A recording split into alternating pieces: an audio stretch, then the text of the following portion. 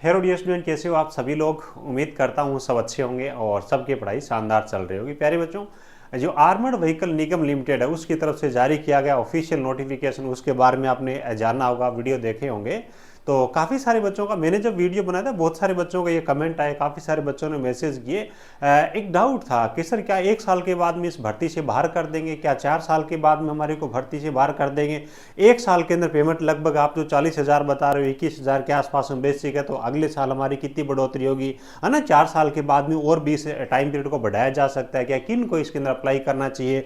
8th पे commission है क्या, उसका भी हमारे को फायदा मिलेगा क्या। तो इस वीडियो के अंदर इन चीज़ों के बारे में बात करेंगे ताकि जो भी बच्चा एलिजिबल है, जिसको फॉर्म भरना है, बिल्कुल सभी डाउट्स अपने क्लियर करके उसके अंदर अप्लाई कर सके। ठीक है। बाकी जितने भी बच्चे चैनल पे पहली बार विजिट कर रहे हैं, सब्सक्राइब जरूर कर लीजिएगा। यहाँ पे आपको सभी प्रकार की सरकारी तकनीकी भर्तियों के बारे में बिल्कुल सटीक और सही से जानकारी मिलेगी। अच्छे से आपको मार्गदर्शन किया जाता है। यूट्यूब पे आपके लिए बिल्कुल फ्री ऑफ कॉस्ट है, वो क्लासें भी चलती है। तो आप भी चैनल को सब्सक्राइब करके रखिएगा। आपके जो भी यार दोस्त है उनके साथ में भी शेयर करें। जो टेक्निकल बच्चे हैं उनके लिए बिल्कुल डेडिकेटेड चैनल है। प्यारे बच्चों, वैकेंसी के बारे में तो आपको पता चल गया हो, अगर नहीं है तो मैं बता देता हूँ थोड़ा सा। देखो, आपका जूनियर टेक्नीशियन इलेक्ट्रिशियन है, इसके लिए यहाँ पे काफी सारी वैकेंसी है, लगभग 84 वैकेंसी है इलेक्ट्रिशियन ट्रेड वाले बच्चों के लिए। सबसे ज्यादा जो वैकेंसी है बच्चों, यहाँ पे फिटर वाले बच्चे हैं ना, उनके लिए ज्यादा वैकेंसी है। आप देखिए, फिटर का यहाँ से आपका स्टार्ट होता है ना, फिटर का ऑल ओवर अगर अपन देखें 200-300 लगभग 400 के आसपास में वैकेंसी है। इलेक्ट्रॉनिक्स मैकेनिक जिसका वैकेंसी बहुत कम आता है, यहाँ पे देखो काफी सारी वैकेंसी है। 69 वैकेंसी यहाँ पे बच्चों दी गई है ना, 70 के आसपास में वैकेंसी है। और अलग अलग ट्रेड के लिए यहाँ पे मशीनिस्ट के लिए भी देखो काफी अच्छी यहाँ पे वैकेंसी मशीनिस्ट के लिए जारी की गई है। तो ये सब चीजें आप देख लीजिएगा। मैंने इसका जो फुल नोटिफिकेशन है वो ऑलरेडी टेलीग्राम में भेज दिया है, नीचे डिस्क्रिप्शन में आपको लिंक मिल जाएगी। ठीक है। उसके बाद देखो ये पेमेंट का जो सिनेरियो है कि सर अगले पे कमीशन के बाद में क्या बढ़ जाएगा, क्या अगले साल क्या पेमेंट रहेगी, वो अपन देख लेते हैं। देखो भाई, इससे पहले अपने को ये जान लेते हैं कि आखिर ये इनके जो टर्म्स एंड कंडीशन है बोलते क्या, कितने टाइम पीरियड तक आपको रखने की इसके अंदर संभावना है ना। ये देखो भाई, टेन्योर ऑफ एंगेजमेंट यानी कि fix term employment for a period of 1 year initially, starting में 1 साल के लिए, एक्सटेंडेड बाई 3 मोर ईयर्स यानी कि 3 साल के लिए आगे और बढ़ाया जाएगा। उसके बाद देखो, फर्दर फिक्स टर्म एम्प्लॉयमेंट में be extended beyond maximum term of 4 years as per organisation requirement and candidate performance. However, remuneration will be decided at the time of extension of term, if any. The engagement is purely contractual or for a specified period, and candidate shall not make any claim for regular employment in AVNL. ठीक है। देखो, अब ये हिंदी के अंदर क्या बोल रहे हैं, नियुक्ति की प्रारंभिक अवधि प्रारंभ में 1 साल के लिए आपको यहाँ पे लिया जाएगा। कितने साल के लिए? 1 साल के लिए। निश्चित अवधि का रोजगार रहेगा 1 साल का।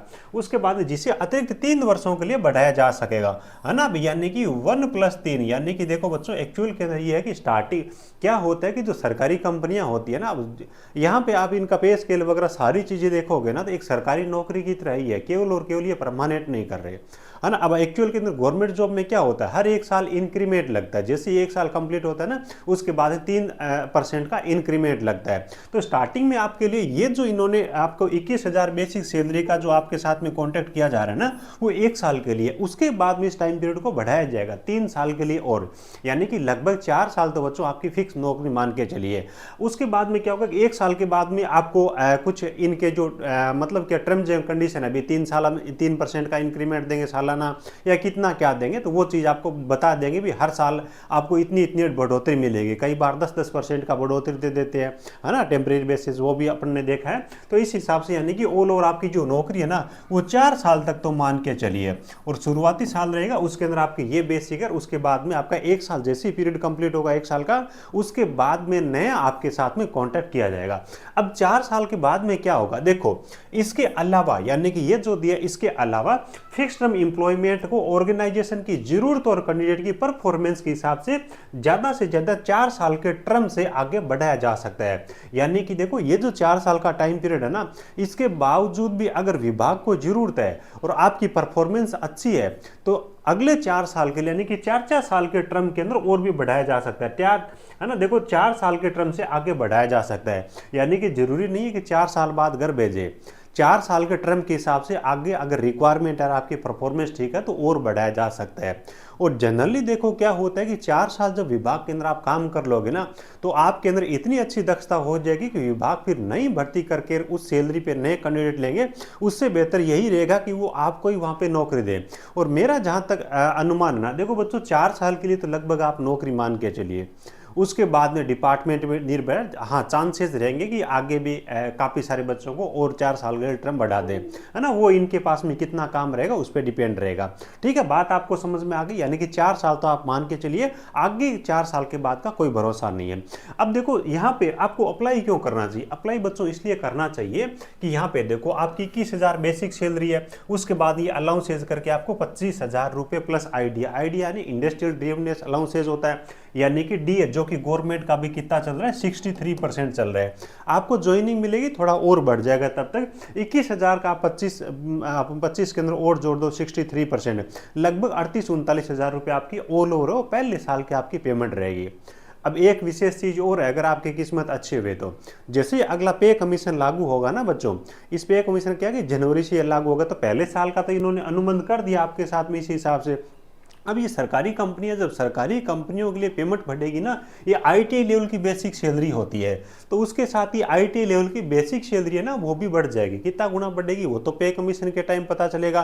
तो हो सकता है कि आईटीआई लेवल की बेसिक सैलरी बढ़े तो अगले साल के लिए इसकी जगह आपको और भी ज़्यादा 25, 30, 35 वो आपको बेसिक यहाँ पे देखने को मिल जाए। ठीक है, तो वो पे कमीशन में और इस डिपार्टमेंट में निर्भर करेगा। 90% चांस है कि जो भी आपका अगला ये जो पे कमीशन है, इसके अंदर जो टर्म्स एंड कंडीशन आएगी, उसकी जो बेसिक चीज रहेगी, उसके हिसाब से आपके अगले 3 साल का टाइम पीरियड उसके हिसाब से चेंज करेंगे। तो ऑल ओवर देखें ना, तो उन बच्चों के लिए मेरे हिसाब से सबसे बेस्ट है जो ये चाहते हैं कि कहीं ना कहीं से हमारे को एक्सपीरियंस मिल जाए, है ना। क्योंकि प्राइवेट कंपनियों का एक्सपीरियंस है ना, उनको हर एक डिपार्टमेंट शक की दृष्टि से देखता है। वेरिफिकेशन वगैरह का भी बहुत कॉम्प्लिकेटेड प्रोसेस रहता है। एक डर भी रहता है कि कंपनी वाले वेरिफिकेशन के लिए लेटर भेजा तो उसको सही करेंगे एक नहीं करेंगे, यस लिखेंगे एक नहीं लिखेंगे, वो भी आपकी दिक्कत वाली रहती है, टेंशन रहती है। लेकिन यहाँ का जो एक्सपीरियंस रहेगा उसको कोई चैलेंज नहीं करेगा, उसको कोई शक की दृष्टि से नहीं देखेगा। प्रॉपर आपकी सैलरी वगैरह ऑनलाइन पूरा ब्यौरा रहेगा, पर आपके पास में एक्सपीरियंस सर्टिफिकेट रहने वाला। उसके बाद में प्राइवेट कंपनियों के अंदर बच्चों एक हकीकत आपको बताऊं कि खाल निकाल देते काम करवा के, है ना। बीटेक वाला बंदा 12-15 हज़ार रुपए में काम करता है। यहाँ पे तो आईटी लेवल की आपकी जो जॉब है उसके अंदर लगभग 38-40 हज़ार रुपए मिल रहे हैं। ठीक है, पढ़ाई करने का अवसर मिल जाएगा, 8 घंटे के बाद में आप पढ़ाई भी कर सकते हो। तो ऐसे बच्चे जिनको ठीक ठाक पेमेंट की भी जरूरत है ना, 8 घंटे की ड्यूटी के बाद में अपनी पढ़ाई है वो कर सकते हैं, है ना। और एक्सपीरियंस की जिनको जरूरत है तो वो बच्चे इसके अंदर आवेदन कर दें। बहुत ज़्यादा आपको अलग से तैयारी करने की जरूरत नहीं है। जो बच्चे अभी अलग अलग भर्तियों की तैयारी कर रहे हैं ना, जैसे कि कोई बीटीएससी की तैयारी कर रहा है, कोई आरआरबी एलपी की तैयारी कर रहा है, या फिर किसी की आप तैयारी कर रहे हो, तो 50% पोर्शन तो आपका टेक्निकल वाला ही है। उसके बाद में 50% जो अलग अलग आपके नॉन टेक्निकल है, उसके अंदर भी 5 सब्जेक्ट है। तो आप किसी भी एग्जाम की तैयारी कर रहे हो तो 2-2, 3-3, जैसे कि बीटीएससी के अंदर भी है, आरआरबी एलपी के अंदर भी है, तो तैयारी के लिए आपको बहुत ज़्यादा अलग से इसकी प्रिपरेशन करने की जरूरत नहीं पड़ेगी। उसी तैयारी में आपका चांस रहेगा कि हो जाए, क्योंकि बहुत ज़्यादा भीड़ नहीं रहेगी। वास्तविकता क्या है इसके बारे में बहुत सारे लोगों को नॉलेज ही नहीं रहेगा। बस ये तो टेम्परेरी जॉब है, 1 साल के बाद में हटा देंगे, क्या करेंगे, ऐसा करके बहुत सारे अप्लाई भी नहीं करेंगे। तो मैंने आपको कंडीशन बता दी, जिन बच्चों को इन कंडीशन के हिसाब से जॉब की रिक्वायरमेंट है वो बच्चे इसके अंदर आवेदन कर दें। ठीक है, आपकी यार दोस्त हो कोई ज़रूरतमंद, उनके साथ में भी शेयर करें। हालांकि इसको परमानेंट गवर्नमेंट जॉब ना मान के चले, अपनी तैयारी है उसको बच्चों कंटिन्यू रखें। Thank you.